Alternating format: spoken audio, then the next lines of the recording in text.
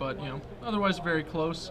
As far as any other interesting things in the main deck, he's a little more removal heavy, going with 2 Putrefy, 2 Mizzium Warriors, a single Decay, a single Dreadbore, 3 Bonfire of the Damned, and he moved 2 Tragic Slips in the main deck. A lot of people are cooling on Tragic Slip and preferring Pillar of Flames due to the Voice of Resurgence influx, but Joe, he likes to slip it up.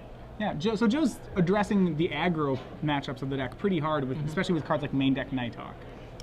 This is certainly a matchup where Tragic Slip is possibly going to be able to pay off, as it's one of the cards that can deal with, like barrels and the like.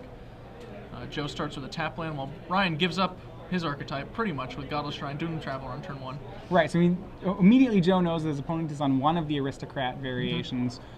Junk Aristocrats, which is the one that McKinney is on, probably has one of the better Jund matchups among Aristocrat decks. Yeah, I think that it's fine. It's better than White, Black, Red, I think. White, Black, Red is pretty dismal in game 1 and improves a lot in post-board matchups, I think. But Junk is a more well-rounded matchup. Joe's starting slow with some Buddy lands, but has a Farseek to try and catch back up. It's obviously, the turn 3 Farseek, not really where you want to be. Yeah, so the turn 3 Farseek, fortunately Junk Aristocrats doesn't punish you, at least this draw doesn't punish him too hard for not doing anything until for not, really playing a spell until turn 4. Where Joe is going to have, I think, the problem here is the fact that all of Ryan's creatures come back from the graveyard right now. So there isn't, one single card that Joe can play to deal with all of these threats. Aristocrats is really a critical mass sort of deck that once it gets 3 creatures, it has a couple of pieces that once it gets together, the deck's really strong.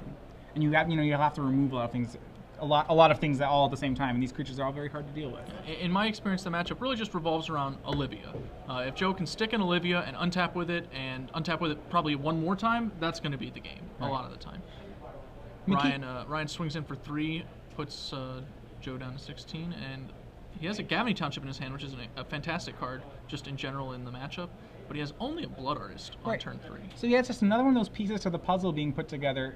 I always like watching Aristocrat decks because of how they don't deal damage and yet deal tons of damage at the same time. He played 1/1 for 1 into 2/2 for 2. Certainly not an aggressive curve by any stretch of the imagination, but at the same time, you play a Blood Artist, and Joe, despite being on 16 life, has got to start being worried that he's, about his own life total because of this Blood Artist. Yep, Blood Artist is one of the weaker cards in the matchup.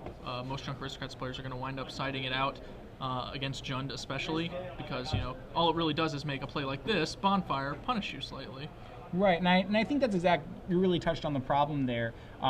Because Jund is such a removal-heavy deck, Blood Artist itself isn't a great threat. So because that, Jund doesn't really have to address it very much. It's very easy for Jund to kill the card or otherwise just blank it. The key for the Aristocrats player is to actually generate threats, and Joe, it looks like, miracled that Bonfire and is following with a Farseek. Ryan, importantly, appears to have missed his Doomed Traveler Spirit trigger. Yeah, so he got an Elemental token out, but he did not get a Spirit token unless the judge is handling that, which... That's going to make his Elemental a 1/1 instead of a 2/2. Okay, Spirit is there. Excellent. So that would be a big miss. In this matchup, you need literally every creature you can get. Right. So Ryan right now needs to find a way to reload on threats, which I think he does. He has Garruk, Relentless, and Lingering Souls, so he has plenty of creatures. As you said, one of the big things he needs to avoid is Olivia in the matchup. Fortunately, he does have a Tragic Slip in hand for that as well. So it seems like, despite the fact that he got a Miracle Bonfire, something no aggro deck wants to see, I would say Ryan McKinney still should be pretty happy with his situation right now. Ryan's draw was one of those draws that's pretty resistant to Bonfire in general. There are draws that can be weak to it from the Aristocrats, but not very many. Most of those draws are like when you start out with just Skurzak, High Priest, Lingering Souls, or something like that, and then Bonfire is just complete wrecking. Especially Junk Aristocrats that plays cards like Doomed Traveler, Voice of Resurgence, and Young Wolf, and Cartel Aristocrat really does a great job against Bonfire. Yeah. Joe, on 8 life here, has the option between Thragtusk and Olivia, and I feel like he probably has to go for Olivia, and he'll also want to immediately kill a Spirit in order to not turn on Ryan's Tragic Slip during Ryan's turn before combat damage. Exactly. Joe's got to be aware of just how important the Olivia is in this matchup, so he's going to make plays like out-of-order sequence, unusual sequencing. Non-intuitive. He's going to make non-intuitive plays just to try to protect the Olivia. And so like you said there, the only answers that he would think that Ryan would have is he has to assume Ryan has a full set of Tragic Slips, but he may also be playing around cards like Orzhov Charm, not Boros Charm, Orzhov Charm, and even possibly well, the Garruk Relentless would be the other one, though that shouldn't kill it. Right. He's got the mana up to prevent a Garruk from ever killing it. Garruk's a little bit lesser played in the archetype, even, although Brad's trying to bring Garruk back, as he explained it. But we see that Joe, did go ahead and pass. That is going to leave his Olivia vulnerable to a Tragic Slip, unless he simply declines to ping a guy before damage. He'll have to take one more damage, but he'll still be able to eat a spirit, and he'll still get the 2 spirits he needs. It's the sort of play that you don't really notice will catch you until you make the mistake once, and then you're like, oh, well, in the future I know to just shoot that guy. Exactly. So Ryan's just going to go ahead and make a larger army. Probably, he has a lot of creatures in play. He can try to either flood his way through the Olivia. I mean, he knows he has the Tragic Slip in hand, so he's got to feel really confident to continue extending him to the board. Note that Ryan is also sandbagging his Gavany Township. He wants to make sure that Joe doesn't... Oh, is he doing this in response to the ping? It appears he's saying after. Okay, picks up the guy. So a little unclear on the action there, but now we see him get punished in exactly the way we predicted. Joe taking an extra point of damage, and Ryan getting an extra creature onto the board. All right, yeah, and now Joe does not have very many answers. He has a Ground Seal and Thragtusk, but it's going to be very difficult for him to life gain his way through what Ryan's doing. He needs to find another bonfire at this stage. That would be excellent, and he'll need to do it in a hurry because of that Gavany Township. Yeah, and he's going to go ahead, Ground Seal, try to find it. He draws into, I believe, a Huntmaster. Yeah. He just can't. I don't think he can't play these things fast enough to stay alive. Ryan has 8 damage in the air. That's more than Joe's life total. Yeah, this game will be over as soon as Ryan shows him the Gavany Township on the next turn. Yep, and there he goes. All right, well, Joe, there you can see him thinking it through. He's like, It's one of those plays that you really get punished for, and you realize it right when it happens. But it's always hard to see it coming ahead of time. Nonetheless, I'd say Joe's hand was a little weak in that game. He had a turn 3 Farseek into a turn. I think his first real play would have been a turn 4 Thragtusk. He fortunately miracled a bonfire, but as it turned out, that still wasn't even enough to put him into the game. In hindsight, actually, I'm not convinced that playing the Thragtusk was worse than miracling the bonfire. The way that actually played out, like that elemental token got him real good in conjunction with Lingering Souls, and if he just took 2 from the voice a couple times, might not have been that bad. Right, I mean, the advantage is that when you know a deck like Junk Aristocrats, all its creatures are X1s or X2s, with the exception of the Voice of Resurgence token and Overrolls, which can regenerate and get very large. So what you'd have to think, when in Joe's situation, is, you may want to play that Thragtusk so that you can gain life. If you can get the Voice of Resurgence to trade off somehow, then that Bonfire for 1 will actually probably kill the Voice token. Especially a Bonfire for 2 is a hard sweeper, as long as, even if there's an Elemental and a bunch of 1/1s and 2/2s. No, I think that, honestly, miracling the bonfire there might have been a little hasty. It's the sort of play where, you see 3 creatures out there, you can kill them all with your bonfire, and obviously, Doom Traveler's going to come back, Voice of Resurgence is going to come back, but you still got to kill those front ends eventually. That's the thinking. The thing about Voice of Resurgence is, unlike a Doom Traveler, where it's like, the back end, is you have to deal roughly with it. Equivalent, but it's like only a little bit better, the Voice of Resurgence back end is incredible. Right, so you're improving their creature by killing it. It's like a super Strangleroot guy. So, I mean, a common thing, Strangleroot guys attacking into, like, your Augur of Bolus or whatever, you never don't block there. Because then it will take your 2. Right. And so in this situation, it's very similar to that. It's just deceptive because you kind of you feel like you have to get rid of the voice eventually. It's hard. So one of the hard parts about playing with Bonfire is that you pretty much have to decide whether you feel like you have to decide whether or not you're casting it immediately. If you hold on to the card without putting it in your hand, everybody knows it's going to be a Bonfire. Yeah. So what oftentimes you can do is you actually can flip it and miracle it, and then decide whether or not you want to cast it. It does look bad if you miracle a bonfire, sit there, and then say, I decline to cast it. Yes, you did show an opponent a card in your hand that probably you don't want them to know you have, but it's better than making the wrong play. And because of how Miracle works, there's not really a good way to avoid doing that. Sure. The way you'd avoid it is you'd think in your head at all times, if I draw Bonfire, am I miracling it? But that's a lot of overhead to be doing while playing a game. That's true. In the case of Joe's hand, he did get to cast a Farseek as well that turn, so it was kind of a combo play. And if he didn't have a 6th land, I think he probably just has to miracle the Bonfire there because he needs to cast the Farseek. Right. I can't remember if he had the 6th land or not. I didn't get a good enough look at his hand, so I think that's also an important thing to add in the He must decision-making have had it because his draw for the turn was Bonfire. Sure. Yeah. Moving to sideboarding, we already talked a little bit about, the Blood Artists are probably coming out. We'll see arrivederci to them. I know I've done some sideboarding with Junk Aristocrats. Brad and I argued about actually the sideboard plan against Jund a number of times. And Ryan is running a bit of a mix between plans that we liked. He has access to the intangible virtues, which are pretty incredible in the matchup in my experience, mostly because they make your spirits invulnerable to Olivia. You get in a lot of extra damage that way. And he also will probably be bringing in Sin Collector and 2 Duress. Right, so the bigger thing, I think, in the matchup, what you're saying with those cards, is that Joe is an all-removal deck. And like you said, his biggest win con is Olivia, so Intangible Virtue does help to make that less of a threat. With Duress, Ryan can take away a lot of Joe's 2-for-1 plays. Bonfire is oftentimes going to be a 2-for-1, and if Ryan can Duress the Bonfire, then he can turn all these plays into 1-for-1s, and because Brian's creatures are very resilient, that can help him get ahead on card advantage. The issue with Ryan's sideboard is Brad and I's plan was always to board out basically every creature that doesn't fly or have some kind of evasion. So, we would go ahead and just cut out these Skurzag High Priests and these Blood Artists. I usually keep Skurzag High Priest in on the play, which I should elaborate on. And I like Young Wolf's spectacularly bad in this matchup. Just because it doesn't do anything. Yeah, even assuming Joe wastes a removal spell on it, it's still not a good enough creature. Like, it trades with a Wolf token. That's the best thing you got. So you have so many good things to board out, and Ryan actually doesn't have that many to board in. I would probably be looking to bring in like Deathrite Shamans, because at least they have a little bit of reach. At least they deal damage. Yeah. And in conjunction with the Gavany Township, they grow bigger. They're not as bad as they seem, but in reality, you're just kind of having to make some lemonade with your lemons. The fact is, there's a lot of cards in here. Jund is very good at killing creatures, so to a certain point, you just have to accept that your creatures might die if he draws the right hand. Yep. And Joe's sideboard includes, he has access to the 3 Pillar of Flames. A lot of people are maining them, Joe's siding them, but he's certainly bringing all of those in. He may also bring in 2 Barterin Bloods, as they're a reasonable solution to Cartel Aristocrat, which can otherwise be really problematic. And he has 2 Liliana the Veils, but I think that because they don't get 2 guys, they're far too weak and far too slow. Exactly. The sacrifice deck it doesn't seem good enough in the matchup. Right. As we see, Joe has brought in the Pillars. We see one in his opening hand. I think we see 2 with a Huntmaster and lands.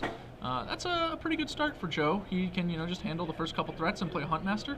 Huntmaster is really obnoxious to deal with if you're a Junk Aristocrats player, as your only real kill for it is Tragic Slip or Garruk. And Tragic Slip is kind of tricky to actually get it to kill it. Get it to kill it without doing a lot of...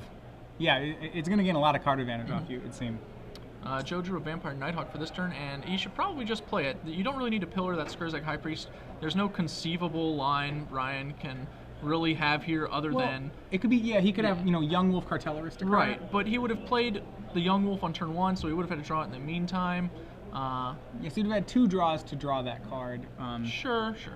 You're right, though. It's a low risk. Because even if you get it wrong, the Nighthawk will just trade with the Demon.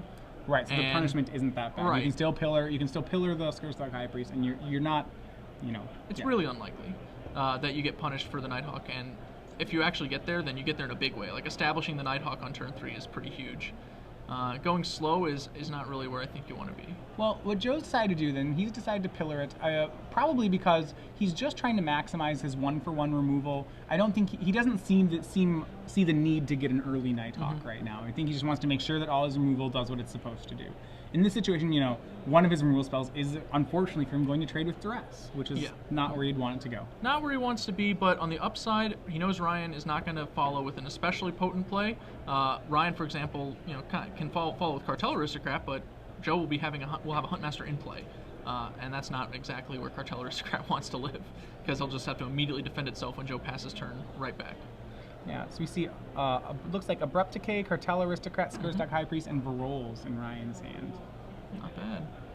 Joe's just going to play that Huntmaster, and Ryan will just have to play a creature and immediately throw one away, I expect, unless Joe draws something pretty spectacular for his turn. Yeah, what Ryan's going to have to do in this game is he's really going to have to lean on Varolz to do a lot of the work for him. He wants to make sure that guy doesn't die. If he can throw enough counters on it, it can be a pretty potent threat here. But that's because Joe's made a large creature, and Joe's made Huntmaster. Ryan's gonna need something large also, and Varolz will be the key to doing that. Real curious card in Ryan's hand. He has Abrupt Decay. Note that he didn't see a Vampire Nighthawk in game 1, so he doesn't really have a great reason to have brought those in. And they really only kill flipped Huntmaster of the Fells in the matchup. Interestingly enough, it will do something here. Yeah, it will kill the flipped Huntmaster if he wants it to. And Ryan chooses to leave up Abrupt Decay, presumably to Abrupt Decay mana anyway, which is interesting because, like you said, he can't really use it on Joe's turn, I mean, unless he knows that Joe has a Nighthawk. He duress, so he knows it now. He knows it now. But it's not very likely that Joe's even going to play it. Perhaps he plans to use it to kill the Wolf token just to keep the Huntmaster from flipping. But that's honestly... that'll get him a 5/5 Demon probably in the long run, but it also trades his Abrupt Decay away for a Wolf token. So the Vampire Nighthawk can still answer the Demon. So Joe, in his hand, has a Nighthawk and a Pillar of Flame. He'll presumably flip the Huntmaster and try to use those 2 spells to flip it back. Right, which is the correct thing to do. Joe's just trying to get max value. Note that, Ryan will actually have to play a little bit carefully, as Joe has a Tragic Slip now, and that means Skrizzak High Priest is not just a free 5/5 Demon. You actually have to go slow. Right. Now he is going to Abrupt Decay the Wolf token to prevent a flip. Right, and that's really interesting that he chooses to prevent the flip as opposed to killing the Huntmaster. Yeah, and Joe will go ahead and Tragic Slip the High Priest after the Decay resolves. That's a safe line because it plays around Lingering Souls, which otherwise Ryan could just cast Lingering Souls and Joe would have to face a 5/5 Demon. Nothing he could do about it. Interestingly, Ryan's got to be pretty happy that the Tragic Slip's not in Joe's hand anymore. Remember, Ryan does have a Varol's Scar-shaped in his hand now in play. Tragic Slip's one of Joe's few ways to actually deal with it outright. It's one of his few ways to actually kill it outright. However, he doesn't really the Jund deck doesn't really need to do that. Yeah, it's got Thragtusk, it's got Huntmaster. We can chump that guy up for days. So eventually, if he wants to get rid of it, he'd have to Tragic Slip it. He could Olivia steal it, which is part of his game plan anyway.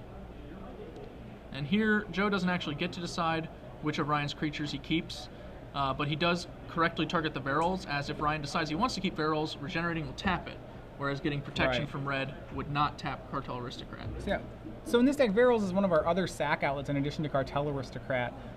What it does, that Cartel Aristocrat doesn't do, is it's that first ability it has. It lets you rebuy all your creatures for extra 1/1 counters, and eventually make pretty large threats.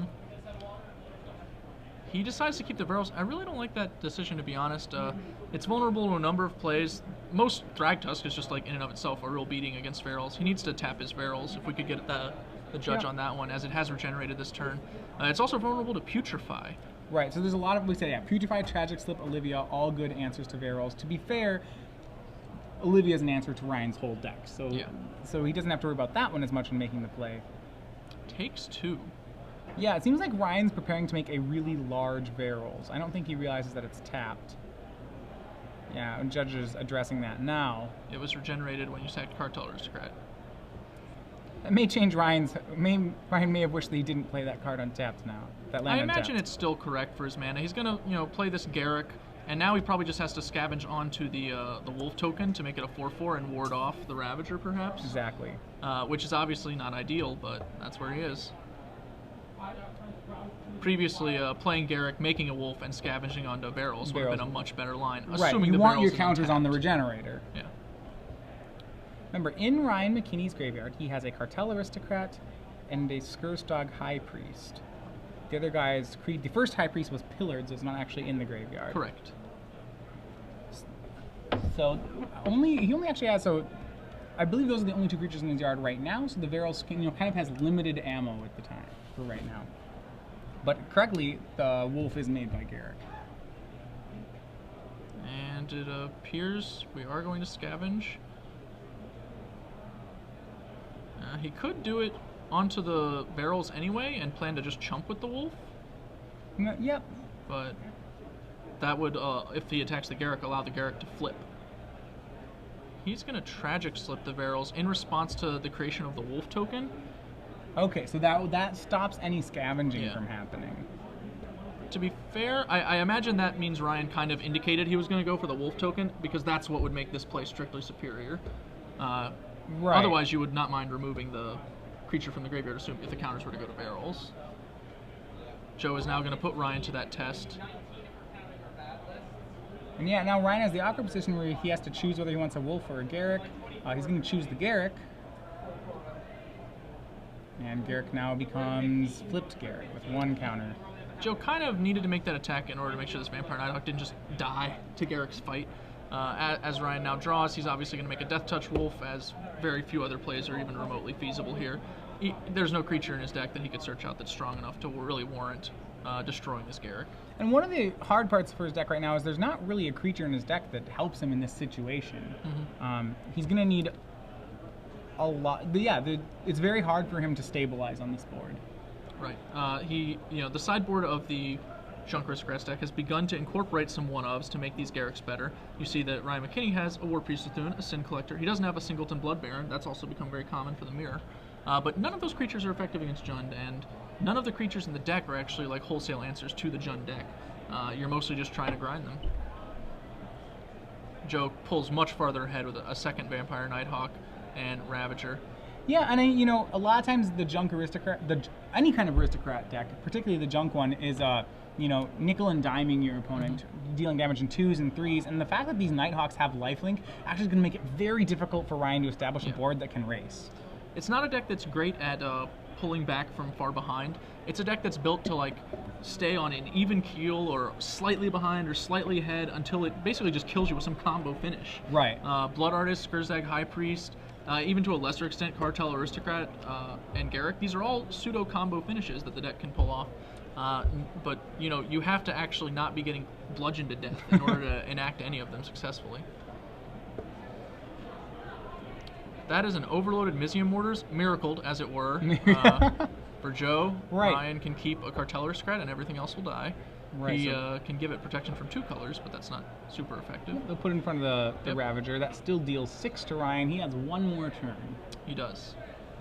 And I can't think of any feasible line to really claw him back out, so we'll probably see them going back to sideboards shortly. Well, interestingly enough, we could have said that about 2 turns ago, that there wasn't really a line for him to get back in it.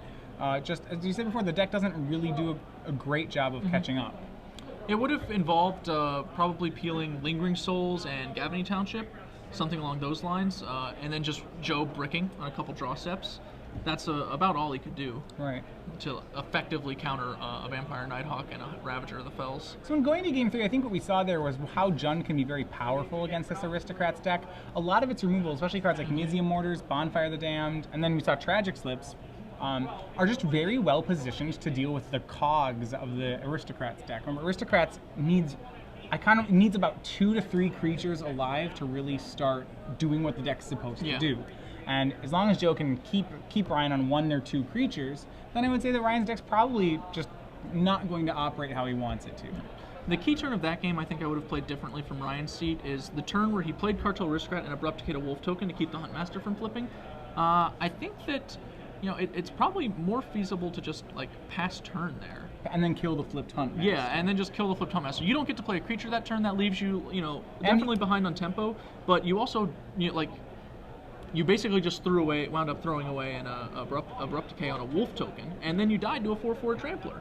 Right. Well, I mean, and even if you look at it, I think you're right. First of all, the 4/4 trampler is actually very hard for Junk Aristocrats to deal with. Joe never even flipped it back, which is something he most certainly could have done if he wanted to. He purposefully played every spell he drew each turn because he didn't want to wind up in one of those gluts where he has to flip his Huntmaster back. He just didn't seem. I don't think he ever felt the need to. And now, even if Ryan does make the play the other way, the hard part, especially in this matchup, the way Joe has built his deck and sideboarded, is that Ryan's gonna have a difficult time just dealing with 2 Vampire Nighthawks. The Vampire Nighthawks are huge, and Ryan, though I think his decision to keep in the Abrupt Decays, or I should say bring in the Abrupt Decays in Game 2 was actually, probably not correct. Now that he's seen the proof of the double Nighthawks, now he knows he's got to keep him in. It's actually good, yeah. So I think we wound up, broken clocking it, as it were. But we're certainly going to keep them in. If we, we're only brought in like 1 or 2 Abrupt Decays, we might even be bringing in the 3rd one now, because Nighthawk is a real thorn in the side. That is a tough card to beat. Yeah, it's funny because it's so good against the Junk deck right now, or like just the Aristocrat deck in general. Aristocrats has so many 2/2s, and just the fact that it's a 2/3 and the fact that it has lifelink are just both very relevant. When Brad and I discussed how to play this matchup, I'm personally much less comfortable with the Jund matchup. Brad thinks his deck beats everything, so it's a little less useful to have that discussion. But his basic strategy in the matchup was, Game 2 and Game 3, you just combo them however you can, was how he phrased it. Literally, just go for their life total. Anything you can do, just get them. And, that's the approach you have to hope that they don't kill enough of your things to take away that ability. You have to hope that you kill the first Olivia, and either they don't have a second one, or you have a second Tragic Slip, because that's what it's going to boil down to almost every time. Exactly. So you'd be a proponent of running out your best cards first, as opposed to waiting until you can protect them. Right. Unless I'm running him into a known bad situation, Duress or a Sin Collector can give you a heads up as to exactly the order you need to play your cards in. But generally, yeah, like if I'm Ryan, I would have some High Priest in my deck now that I'm on the play, and I would just hope I can 5/5 him on turn 3.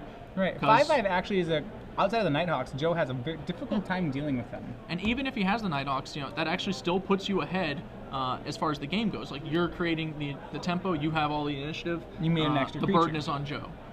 Yeah. It looks like Ryan mulling over a Buddy Land heavy hand. It looks like 2 Chapels and a Sun Petal Grove.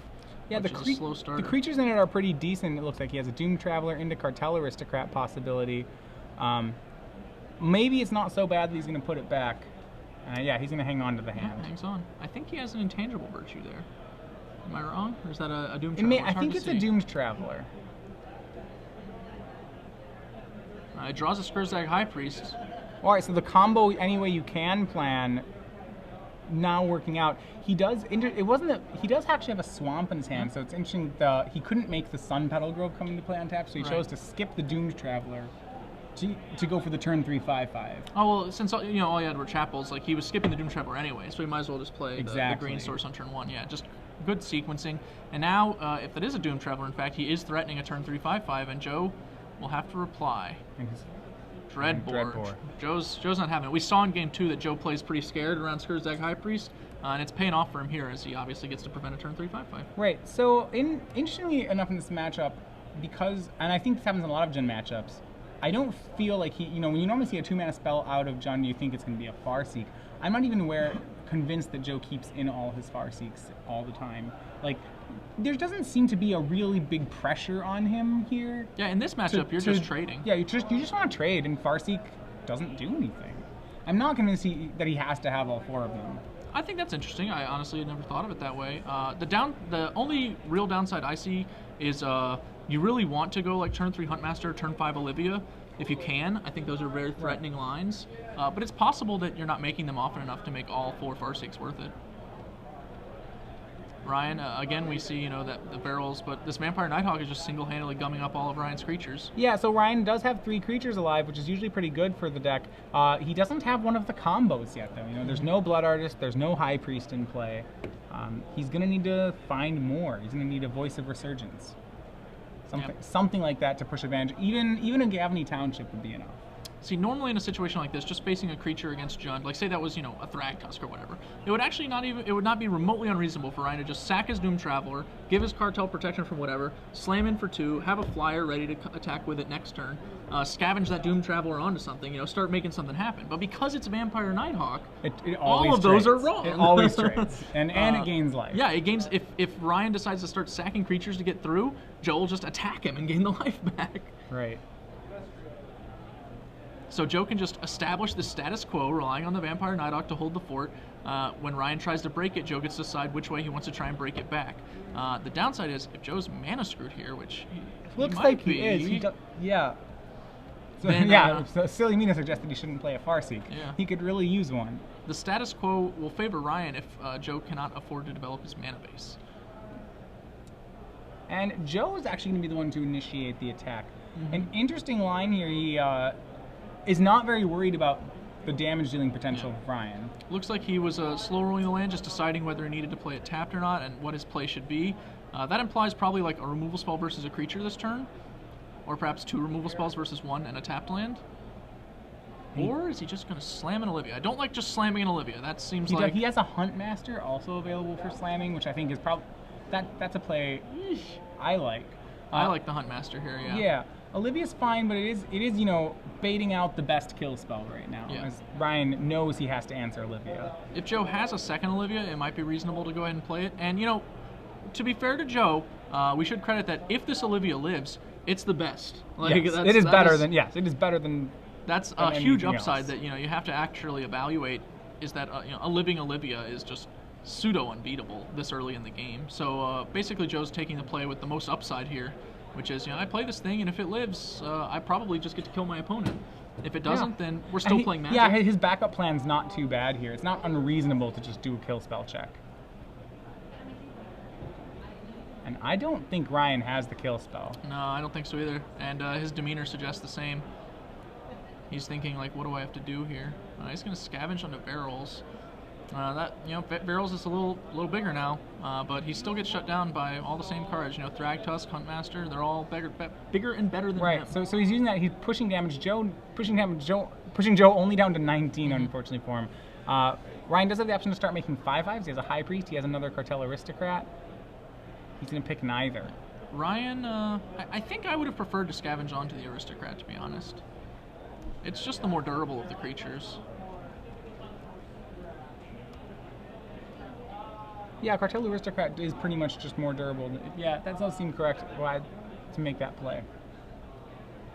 And Joe now has a bunch of pretty decent plays available to him. Yep. His Olivia lived. That was step one. Yeah, step one achieved. It does look like he has a Huntmaster, and I see what looks like 2 removal spells. I think one's a slip, and the other one, he has a Bonfire, a Huntmaster. Well, Bonfire's not very good right here. It'll just kill a Doom Traveler, which is not what you really want out of your 5-mana spell when you have an Olivia literally in play. That will do the job a lot cheaper. So, yeah, Joe's going to choose to race here, which is pretty strong. He doesn't, between the Huntmaster in his hand and the Huntmaster and Tragic Slip in his hand, it seems very hard that he would lose the race. He is going to go ahead and zap Doom Traveler. Ryan will prevent Olivia from growing via Cartel Aristocrat and make a Spirit. Yeah, it looks like that Joe is going to, he's going to Tragic Slip something here, which is what it looks like. And he used Olivia to ping a creature. We'll see which one he did. I assume that he pinged the Spirit token that Ryan was making and is now slipping away the Barrels, which will prevent Ryan from scavenging back that Doom Traveler, making any of his creatures any bigger, and continues to just push Joe ahead on the board. And now at this point, even if Ryan draws a kill spell for the Olivia, it's done enough damage. It doesn't matter. I mean, Ryan's board's going to have a really difficult time just beating the Huntmaster that's in Joe's hand, not to mention the Vampire Nighthawk that's already in play. Yeah, it was already doing a pretty poor job against the Nighthawk. Joe's, got spells and lands, and that's really all the Jund deck needs to triumph from this position. The Junk Aristocrats deck is really post-board under so much pressure to combine all of its elements together. It's one of the reasons I don't like the matchup personally from the Junk Aristocrats side, is just because the Jund deck literally just needs 7 to 8 spells and the mana to cast them. They don't even necessarily all need to be kill spells depending on their configuration. Yeah, whereas the Junk deck really needs specific cards. Well, and that's one of the hallmarks of Jund decks, just in general, is that Jund decks always have great cards in them. If they have mana to cast their cards and they cast enough of them, they will probably win because their cards are just better than what their opponent is doing. Yeah. They're very efficient and they're very powerful. Ryan doesn't play his High Priest here. Honestly, he probably needed to, as otherwise the Olivia gets to kill a Cartel Aristocrat, and Skurzak High Priest is just never turning on in this game. It's not a reasonable expectation to make your Squire anything more than. So if you just play it this turn, it gets to guarantee. Well, I think what Ryan's hoping to do is he's hoping to draw some sort of kill spell for Olivia, and then he wants a way to pull back in the game. And High Priest will do that for him. If he loses the High Priest, he's just left with a pair of Grizzly Bears, and then it doesn't matter whether he kills the Olivia anymore. It's not. You're right that it's not a great. The odds of that working are not very high. The problem I have with that plan is that you need a Cartel Aristocrat in play in order to Tragic Slip an Olivia, generally speaking. Once Joe wises up or whatever, he just won't need to kill any guys anymore once they're all dead. Like this turn, he can go ahead and just wipe an Aristocrat. He's going to choose to play a Huntmaster instead. Yeah, I think Joe feels pretty far ahead right now, and he's going to try to push his advantage while he knows that Ryan has no answer. Yeah. He's shocking himself so that he has the Olivia activation. He's going for the kill. There's a Voice of Resurgence. See, the thing. Imagine we had played that Skurzak High Priest. Joe can't just play the Huntmaster there. He actually has to spend some time killing some stuff. Right. So it's a slightly less dominant position. Obviously, it doesn't seem to really matter. Like we said, Olivia survived. That's what happens. Olivia survived, and that's all that matters. And interestingly enough, Joe didn't do too much killing with Olivia either. No, but it wasn't. Her influence is so strong. Her influence is so strong that you don't even need to activate her. Just her presence will tie up a game. Yeah, the phrase I used when we were describing combo off, like having things like a Doom Traveler just sitting in play, that's a thing you need. It's really in good. This deck. Like you have to just have it.